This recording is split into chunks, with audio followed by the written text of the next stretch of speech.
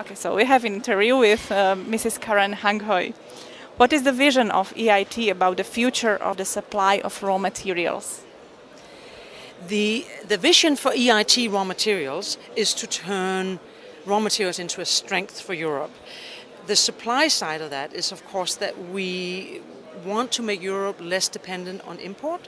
We want to find new sources for raw materials within Europe, but we also want to find sources probably outside of Europe, but to make sure that those sources are developed and used in a responsible and sustainable way. Thank you. How can innovation help secure sustainable supply of raw materials to the European industry? Yeah, so innovation is very important. It's a little bit of a buzzword, but it is very important in the entire raw materials value chain, all the way from how we find the raw materials that we need. We need to start getting better at finding the raw materials that that our industry needs and our society needs. We need to find it in new places, perhaps in the Arctic, perhaps in the oceans, perhaps deeper than what we've been looking before.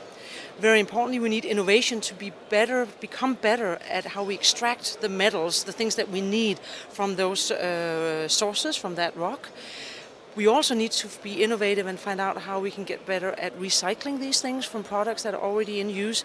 And maybe even more importantly, we have to help innovate the way we design things and the way we manufacture things so that it becomes easier to recycle them, and so that materials that go into them are better suited for the purpose that they have to serve. So innovation is really important across that entire board, and I think that an important point in that from our perspective, from EIT's perspective, is that the way to strengthen the innovation is to also strengthen education and to educate a lot of people, the best people who know both the technical content and understand the technical content on a very high level, and can bridge that with an innovative, entrepreneurial spirit and find some new solutions for the whole sector. And what is your message from this event? Well, so I have, of course, I'm only halfway through the event right now, so I haven't heard everything, and I'm sure I'll learn a lot today.